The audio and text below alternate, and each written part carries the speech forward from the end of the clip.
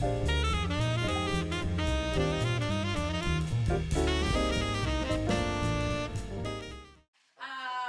everyone, y'all know me already. Thank you to Ashley and AT for asking me to come here and present today.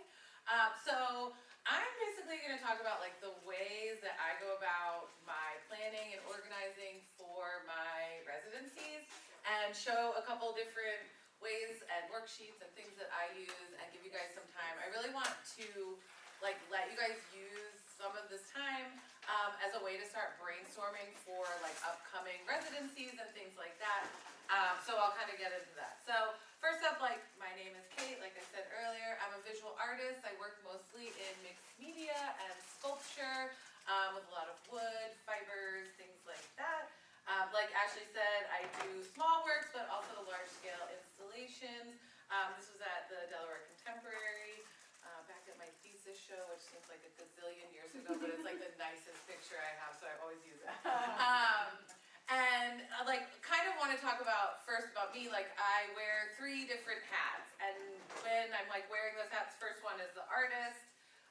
Second one is as a curator. So I've worked as a curatorial fellow at the Delaware Contemporary, and now since 2020, I help run a gallery in Philadelphia called Automat. We're a curatorial collective.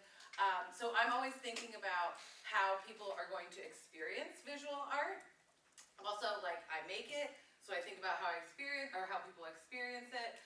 But also, I'm mainly an educator. I teach mostly collegiately at Rowan University and Westchester University, teach sculpture there, so I'm working in like a lot of different materials.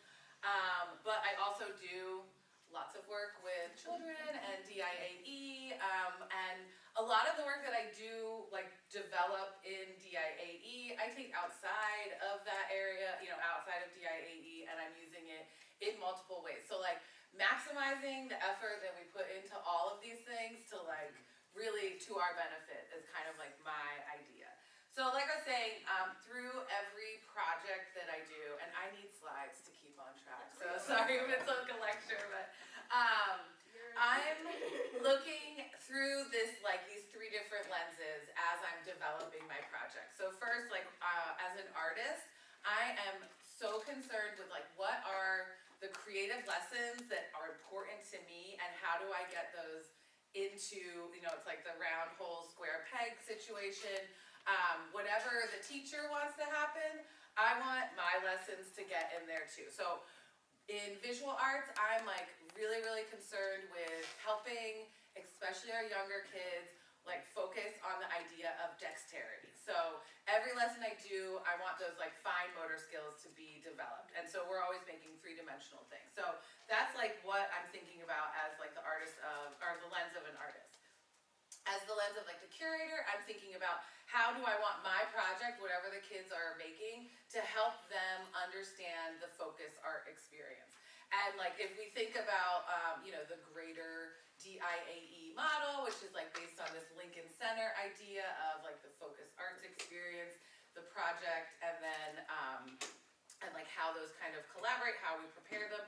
That's what I'm thinking of. Like, what is my project going to do to help them get prepared for the focus art experience? And then lastly, as an educator, I'm trying to relate my project to a different classroom, because I've been in arts classrooms, science classrooms, language immersion classrooms, just general K through 12 classrooms. So there's lots of different rooms that I might be in. So how can I get my artistic goals and also satisfy the goals of my partner teacher, like to all kind of work in tandem? So I've got like this thing kind of like always going on in the back of my brain. So what we're going to do today is talk about this in like 3 different kind of ways while like thinking through those lenses. And y'all probably have like slightly different lenses that you're looking through, but thinking about like what's important to you and how you get that across in the classroom. So first I'm going to talk about the idea of backwards planning and chunking. That's just like a strategy that people use in their organization. Next, I'll talk about visual aids and graphic organizers, which I use all the time. And then lastly, I'll talk about adapting lessons to ages, abilities, and environments to, again, like that idea of this core lesson and how can I extrapolate it out to like maximize, the amount of work that I'm doing. So before we get into that, and we're gonna do this. I'm gonna chat, blah, blah, blah. You guys are gonna brainstorm, and then we'll share our ideas at the end of like each of those 3 little chunks. But let's just think about like what these focus art experiences that are coming up this year, so we've kind of like got that in the back of our mind. So Tony Vaca, World Percussion, that was from last year. Some of you guys might have done something with that already, but percussion, they were doing it with like the Senegalese, what was that guy's name? Thank you, yeah. So I kind of like put a little bit about him in there as well, but I'm not necessarily sure what is going on with that particular residency.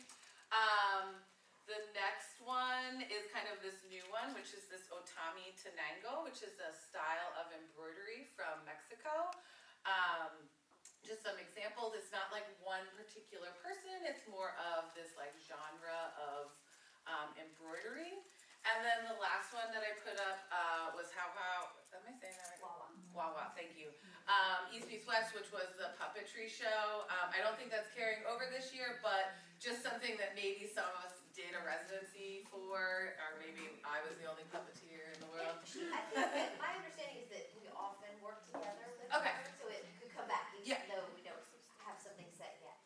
So I just wanted people to kind of like have some ideas of what upcoming projects were, so you could brainstorm about that as we were going.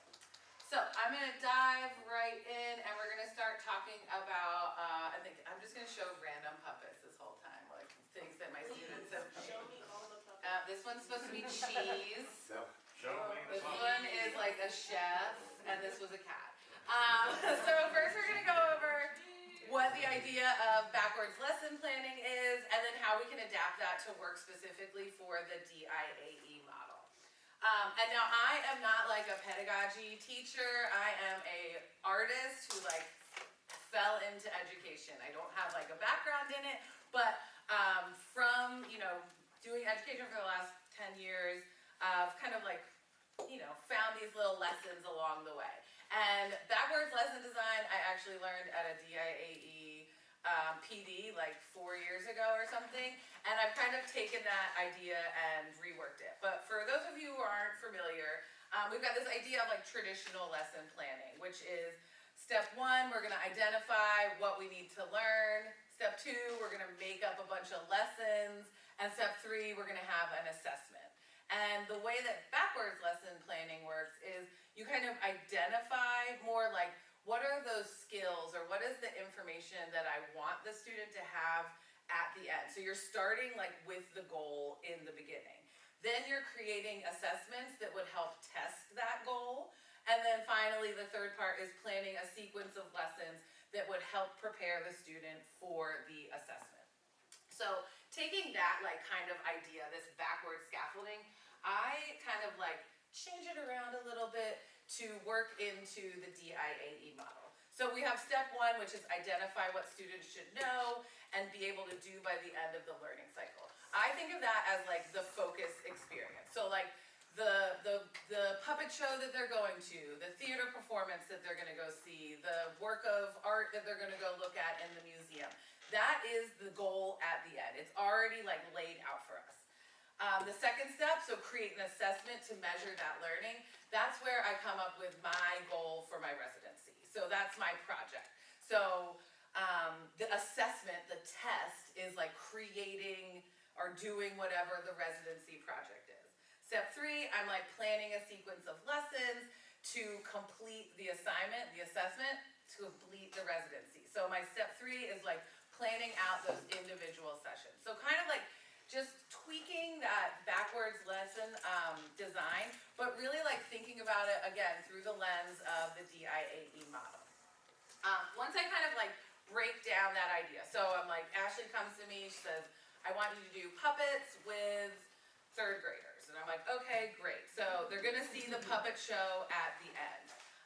The project is they're going to make a moving mouth puppet, and then I'm going to work on how do I get them to create that moving mouth puppet in the 3 like 35-minute sessions that I have with 25 students. And so really like thinking about like how can I accomplish the goal? So then I kind of start thinking backwards for every session. So I'm taking that same model and making my goal, like, what do I need completed by the end of session 1 to be able to complete my goals for session 2? So I'm thinking backwards through one session with the, if we look back at this one, the step 1 would be like, everyone needs to have their bodies sewn by the end of class 1. So what are those smaller chunks that I need them to accomplish in that small goal? So for that example, I'm breaking that first session down into 3 individual sections. So they're going to trace a template, they're going to cut their felt out, and they're going to sew the body up. And I try to always use these really like simple terms. So I can like put up on the wall, you're going to trace, cut, and sew. So I have like a visual aid for them to see. I'm also always demonstrating the task and like having them mirror me. So like when we're learning how to sew, I'm like walking around the entire classroom with my little sewing buddy and just being like, we go through the front hole and we pull it all the way straight through the back and then back over the front. And like sometimes just something as simple as like them seeing me do it or mirror it gets them to like start accomplishing the list. I'm a big fan of like setting up stations in my classroom, so adapting my classroom to function for me. So in this case, I'd have like, there's a table with all of my tracing, my templates, the markers, and the felt to trace it. Then they can move over to the table with all the scissors, and then they'll move over to the last table that has the needles. So like they're trained, like there's a flow to the room. Now, like a lot of this is very much related to a visual arts classroom because that's what I do. But like some of these things can be adapted in other ways. Like you're not maybe going to have to set up stations at your, music lesson, but there's going to be some mirroring, some demonstrating, and then like tasks that want to be accomplished by the end of the day. So again, just thinking of like how much time do I have, what do I need to accomplish, and how do I get to the end? Going back also to this idea of the demonstration and working through the lessons one-on-one, I use this thing I call the cooking show method, which is something where it's like, so I have this project where they make these like masks, a couple different kinds, here's another one, and all the students are going to design their masks. So I always have like a little demo table, but I'll have things that are like half in process. So like their goals for today were to put their design on their paper, tape it onto the plate, and then they're going to use the punch to cut it out. I'm going to show them all of those steps, but I'm not going to like make them sit through like me tracing every shade or me taping it to it. But I'll have something kind of pre-started and ready to go. So like by the end of like, I did the mask residency with Gateway Charter, and we did every grade. So it was kindergarten through 8th grade. Oh, that was fun. It was very fun. I actually had a ton of fun with that residency. But like I ended up with like 47 masks that I made because I was mirroring and showing that like every single time. But like, I had kind of like, here's this one and it's gonna carry on. But like having that reference so you can always be like, remember, we're gonna punch it out, we're gonna tape it, like can look right at the thing that I'm doing. That also helps me kind of divide the class up into these like 3 different sections. And if you guys use the like lesson plan for DIAE, I don't know if it changed, but the one that we used to use that's like broken down into 3 things, and it has like intro, main activity, something else, and then like assessment at the end for each day. I kind of like do that with my stuff anyway. So I'm always going to have an introduction. I'm going to demonstrate what we're going to be doing that day. I have things like prepared samples.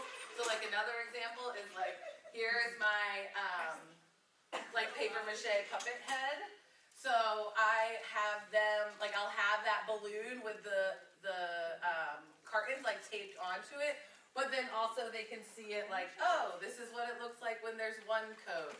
and they can squish it and see like, it's still squishy, we need to put more paper mache on it. So it's like, oh, here it is with 2 coats and it's not squishy anymore. So like, it takes time, but like now I have these things forever and I use them over and over and over again. Then there's always going to be work time, so students having independent work time to complete, and then especially in a visual arts classroom, like leave time to clean up. I am probably overly ambitious with my residency projects, but that's just like who I am and I can't help myself. And like knowing the limitations of the classroom, what needs to be done, how it needs to be reset, keeps my brain actually going in the direction that it needs to, because it can be very disorganizing if you're not like on top of being able to like get the classroom reset and have another one after that.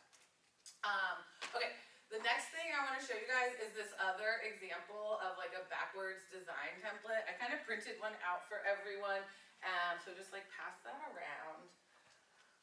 And I'm going to talk a little bit about like the project that I came up with this. So this is another one that I got from DIAE, and I don't know why, I just got it and I filled it out.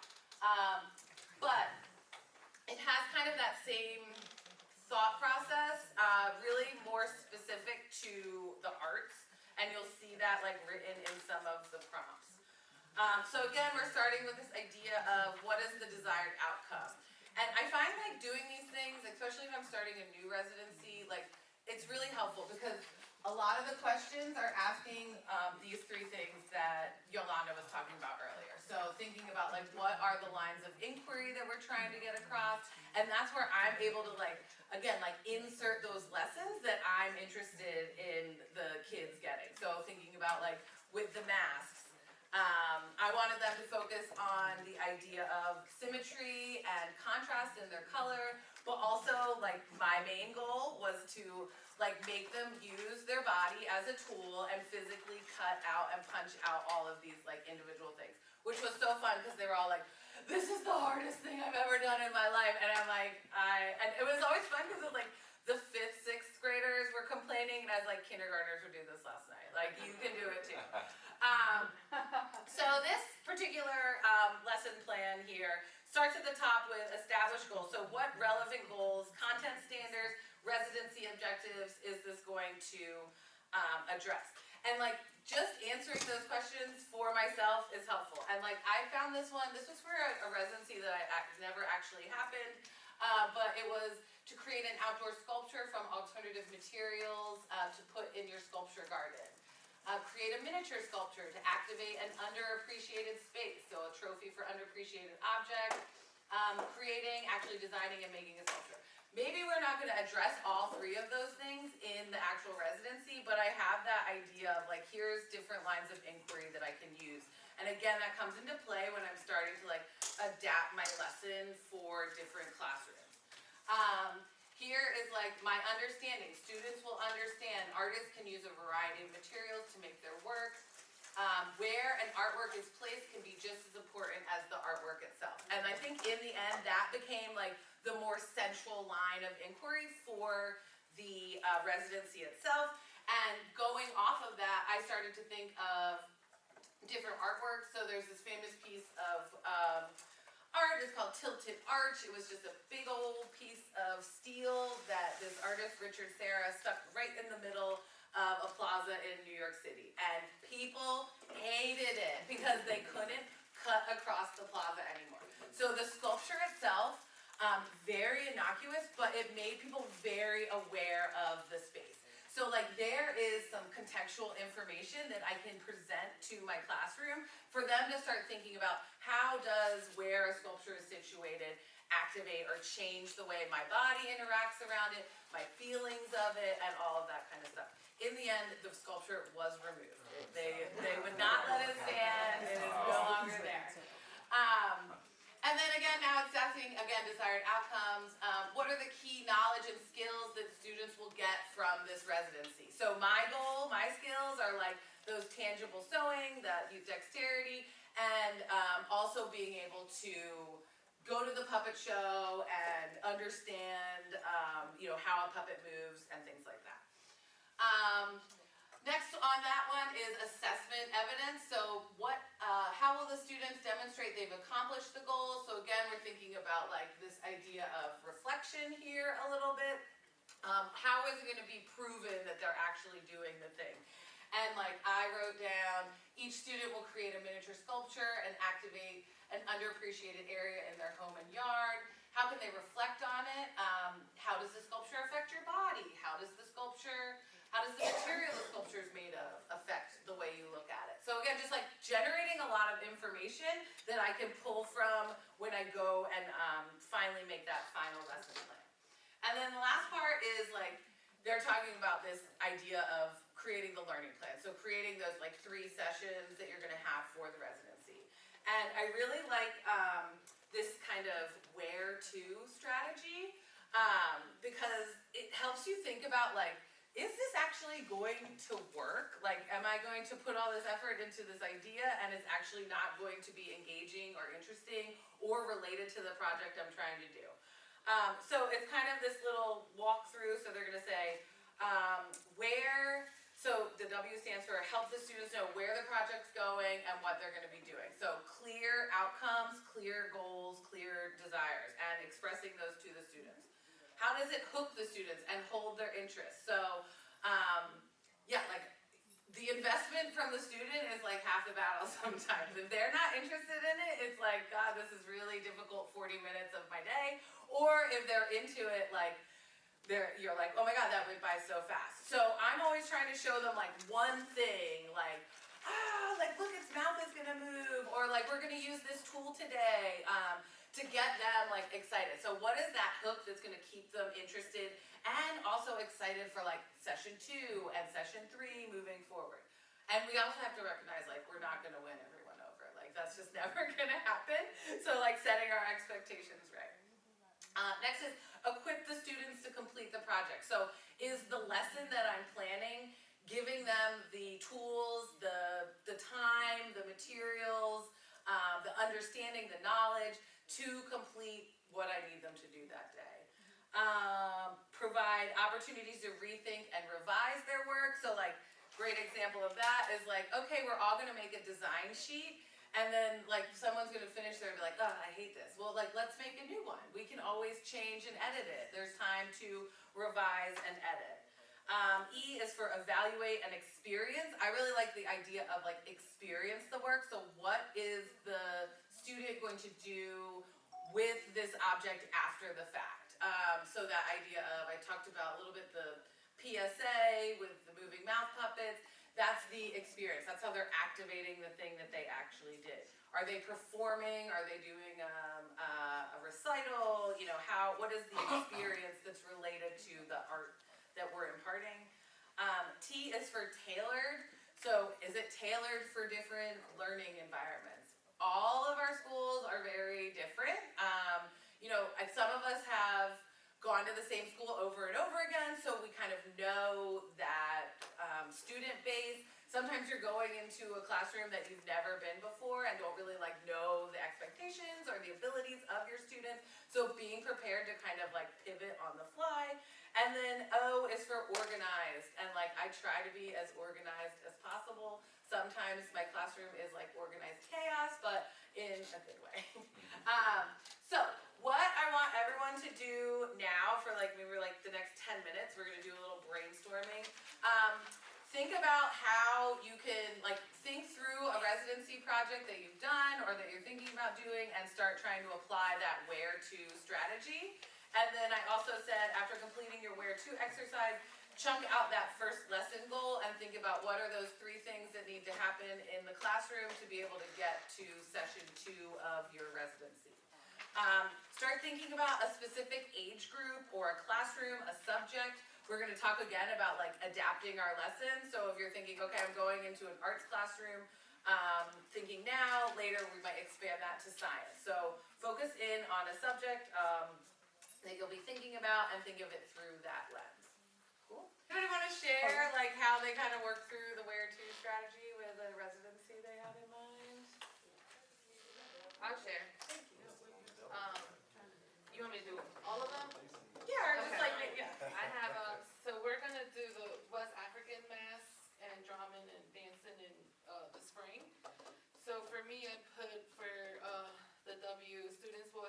finish West African mask. That's the main goal. Yep.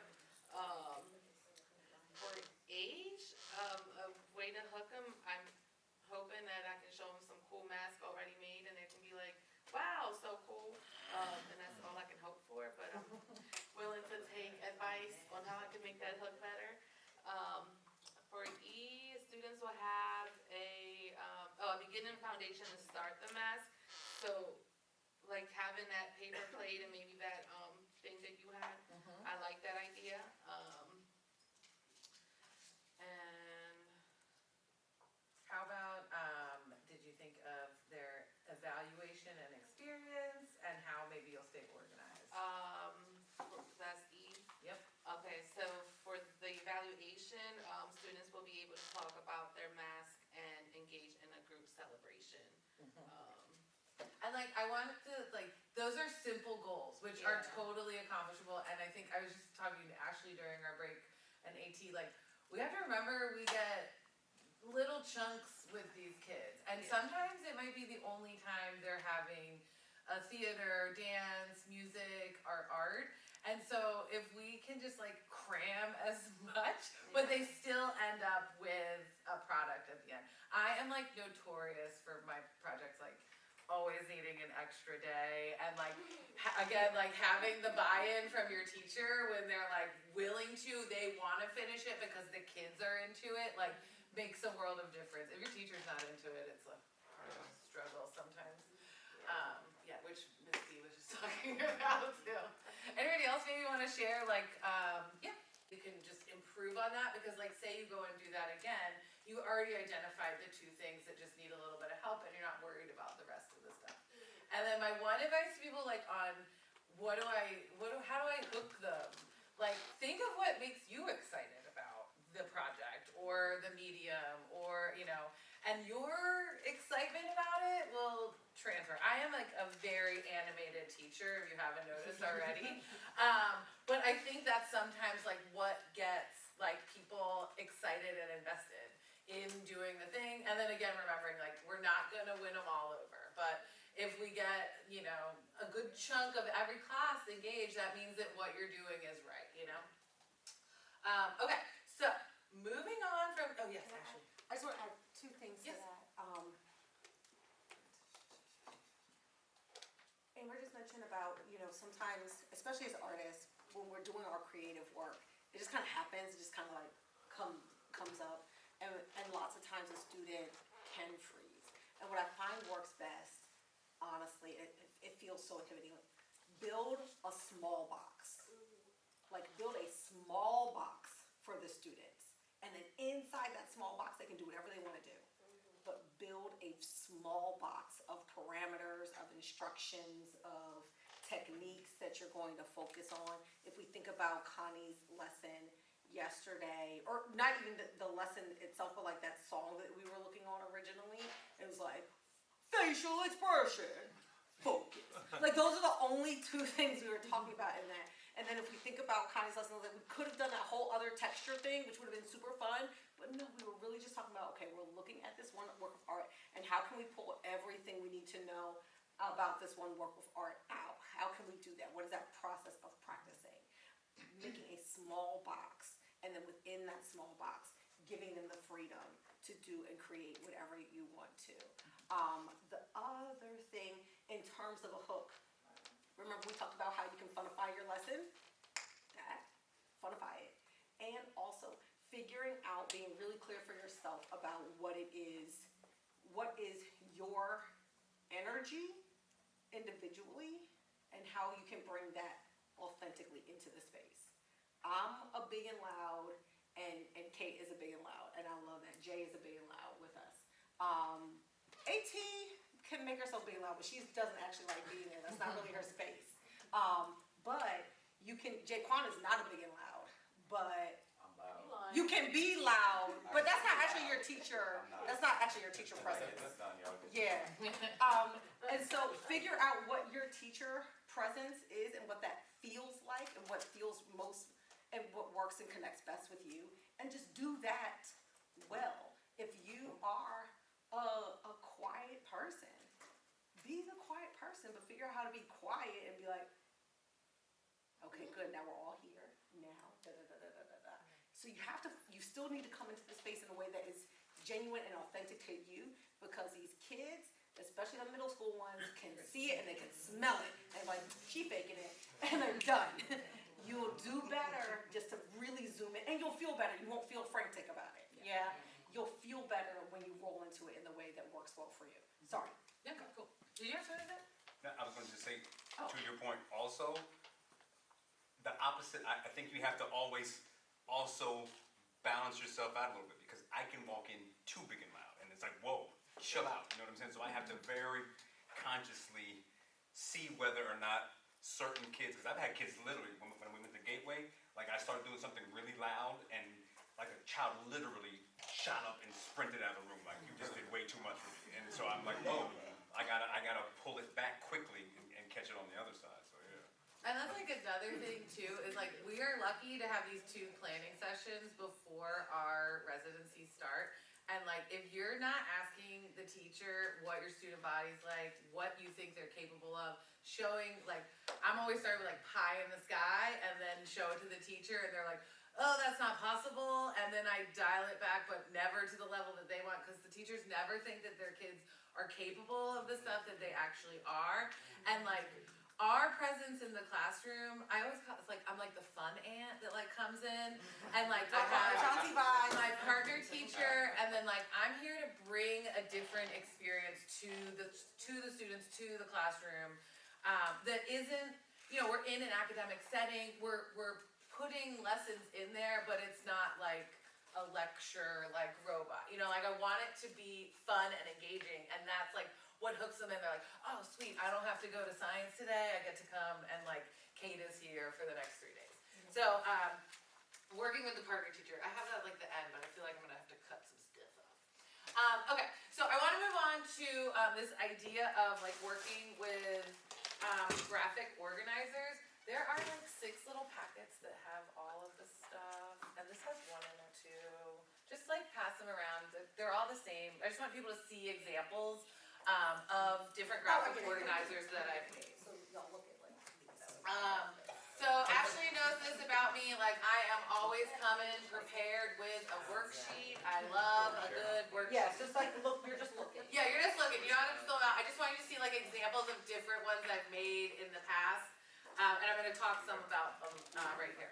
So when we think of the idea of like a graphic organizer, most of us are going to think of things like a Venn diagram. I was actually going to say that, that's funny. Let me see what that is.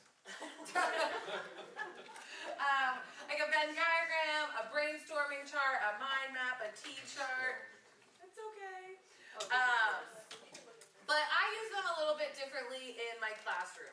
And I've got like 3 different spaces that I use them in. I think I have it on this back one. So I've got ones that I use before a residency starts. So maybe the teacher is getting this packet before I even go into the classroom. Some that I use during the residency, either to like give information out or have them work on a design. And then finally as a reflection tool at the end. So I'm going to show an example of each one of those. So, and these are from 3 different residencies, 3 different classrooms, 3 different grades, different projects, but kind of adapting them. So the first one is this puppet making worksheet. So the students got this before I came into the classroom. And it's got like a list, I think it's the one that's on front. And they were going to make a puppet that was going to be their PSA, like the actor that they were going to interview in a water quality. They were talking about like ecology and water quality. And this is kind of like, think of that idea of like build that small box. Mine says like all living things rely on clean water to survive. Create a puppet to interview for your clean water. So I gave them 4 choices of like what the puppet could be. So it was a scientist, a water expert or an advocate, a creature that lives in the water, an insect or microorganism, or people or animals that live near water. And so they got this worksheet and they were wrote down qualities that those specific, like what questions would you ask those groups of people? So they're already like working on like what is this interview that they're going to conduct with their puppet. And then on the reverse side, they had like a design sheet where they could like draw out the features that they wanted to include in their puppet. So when I came into the classroom, this was already done, and we started constructing the puppets right there, and they had kind of done that previous work on, what the PSA is. And this was at Kumba Academy, and they were like obsessed with getting their lesson like into my puppet making. And so I like, it took a little bit of like maneuvering, and they like edited and drafted this, and I was just like, we're gonna make these puppets, it's gonna happen. But they really wanted this part included, and so I had to like tailor it and compromise a little bit, like to get this in there, and I wouldn't have wanted to do this like during the residency time, because again, it's a very limited amount of window. So the fact that my partner teachers were willing to do this outside of class in their other structured time made it actually be able to work. Next up is kind of this mask design. You guys kind of saw part of it here. So this is an example of something you would use during a residency. So I had both printouts.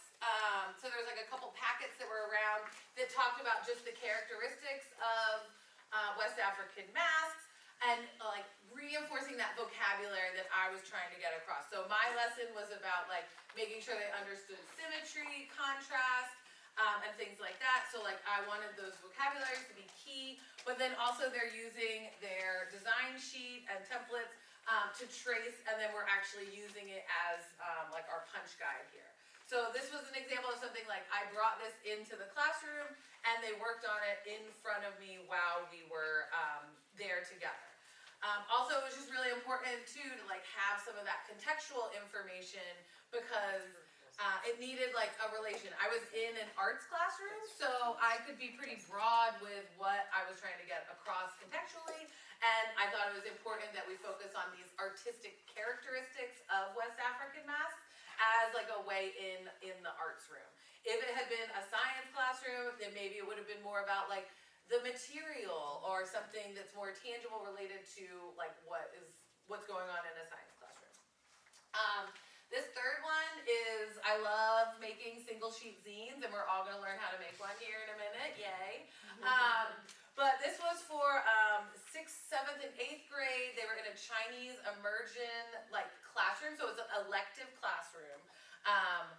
Art teacher, not at all. She was very not in the art mode. But we were. May. It was in May. Never do a residency at the end of the year either. That was the time that they asked for, and that's the time they got. It was tough. It was tough. It was the toughest residency I've ever done. I'm sorry. It's okay.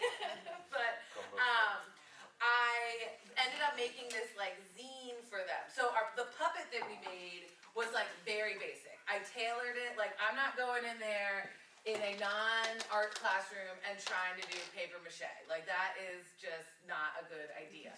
So we like worked with what would work in a classroom that is not art. Like how can I bring the least amount of things into this space and accomplish the project?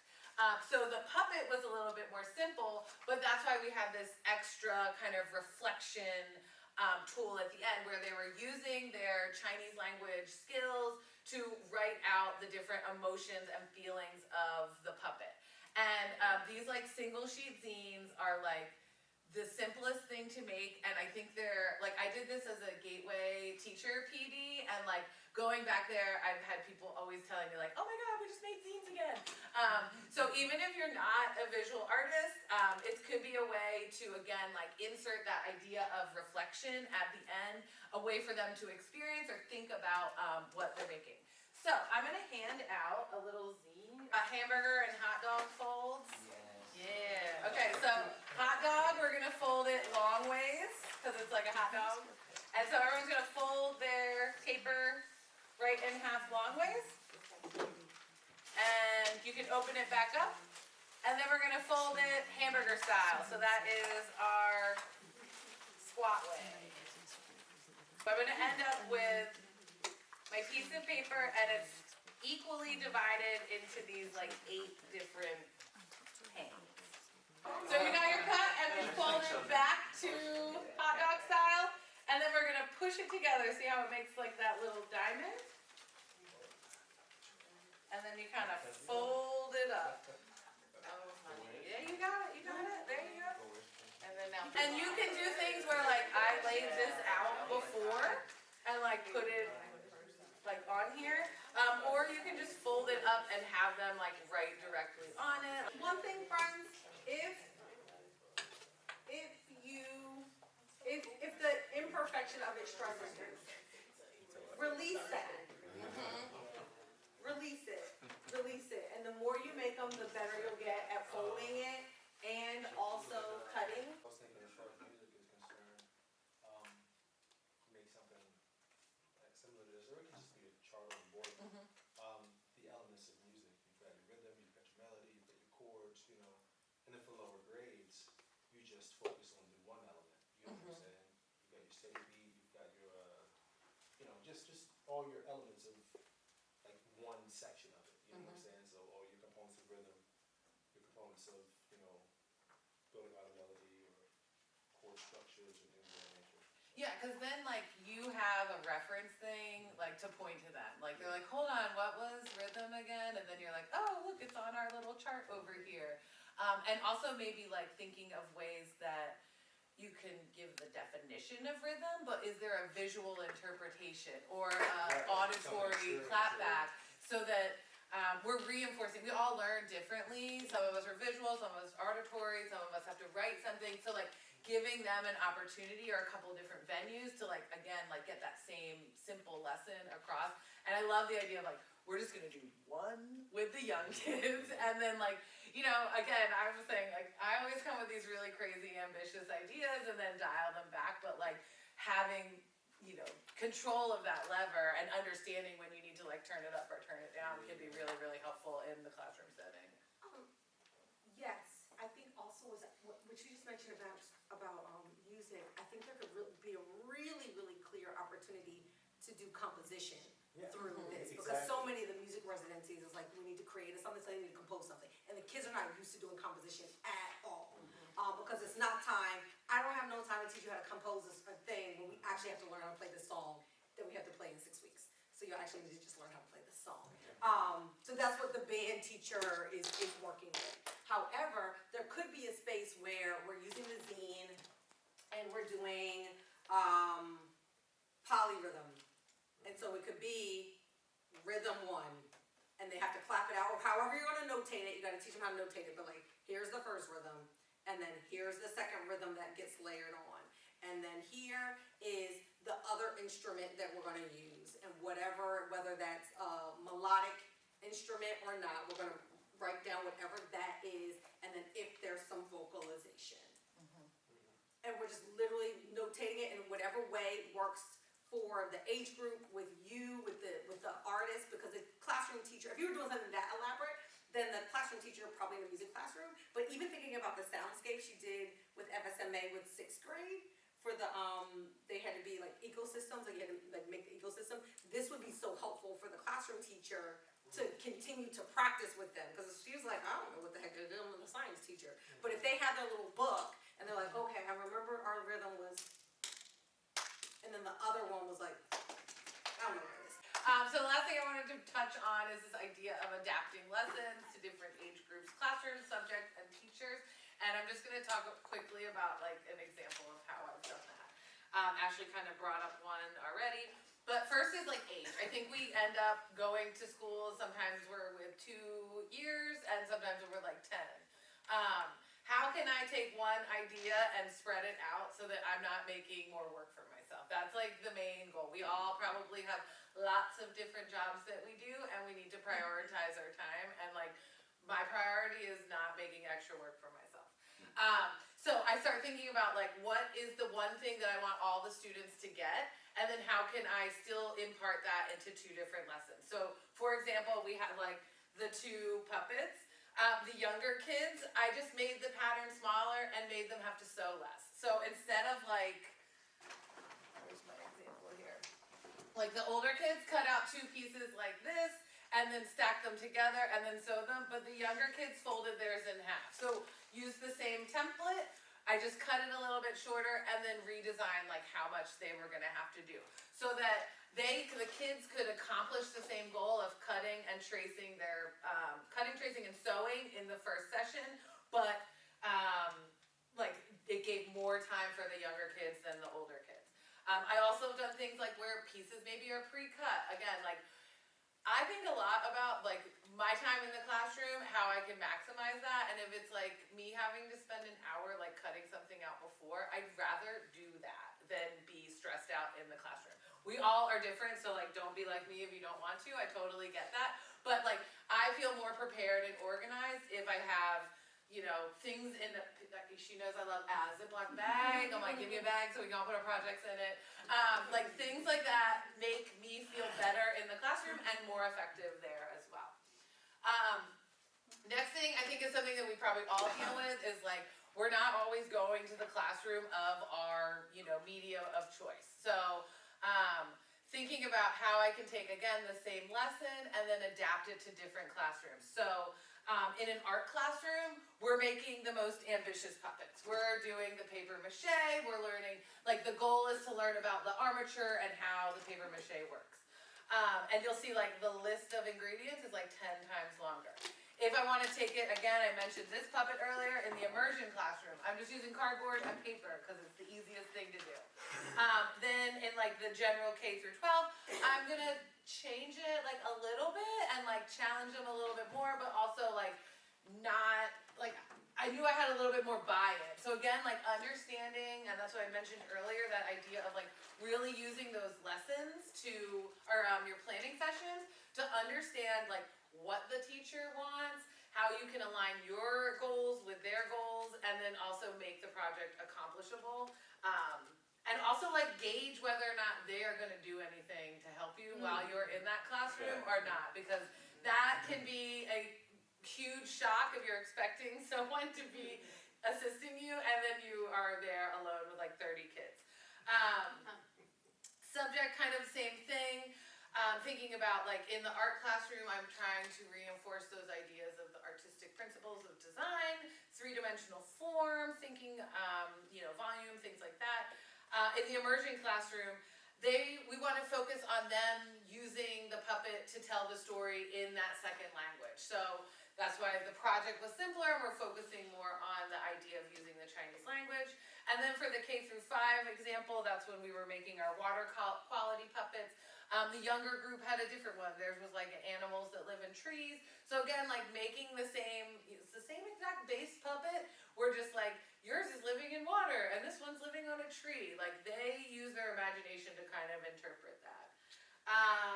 Lastly is like teacher, and I kind of touched on some of this stuff. Knowing what their specialty is. So what kind of classroom you're walking into and how I can relate my idea to the specialty that they have so that they have investment in the project. Again, you're not going to win everybody over, but if you can get like a teacher to be somewhat excited that you're coming into their classroom and not just because they're like going to take a break, like that is huge. Trust your instincts. If the teacher isn't into it, it might be time to change your idea, because if you see that they're not buying into it and you know, oh my God, I need a help to complete this project and they're not going to be there, like don't make the work for yourself. Trust your instincts. And I'm always starting off with that most ambitious idea and then dialing it in after I have that first planning meeting so that when I go to the second planning meeting, I can present the revised product and get that buy-in that I need from the teacher. Always understand how much support you're going to have. Do they have aides in the classroom? Or is it just you and the teacher and that's it? What is the class size? Because class sizes can range wildly from like 10 up to 30 students. So understand, and I'm always thinking that because I am a consumable person. I need to have amounts of materials to do that, so it's like in my head. The teachers know their students better than you do, so trust them when they say, but again, like me and Ashley both said, they never think that they're capable of what we think they are capable of, and like that's why we're here. We're here to push them and, you know, give them an experience.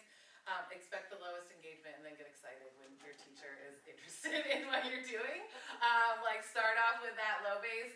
And again, like the more you're working with DIAE, you're gonna get a sense if you're working with the same schools over and over again, what's a really good partnership. Ashley knows, like I would go to Gateway any day of my life, but will I ever go to Dover again? No, I won't. So like I know, and I tailor that to myself. So like trust your instinct, but also just like understand who you're trying to work with. That's the last that I have to say. I want to also say something else about the teacher. And so visual art and music people, congratulations. You all are usually in a classroom with another educator in your art form. Drama and dance sucks for us. Never in that classroom, like never in that classroom. However, and so part of this is also kind of figuring out and managing what is their specialty, yeah? And if I can just give an illustration, this project was with a teacher who's literally hosted like 10 DIAE residencies. She's all in. Yeah.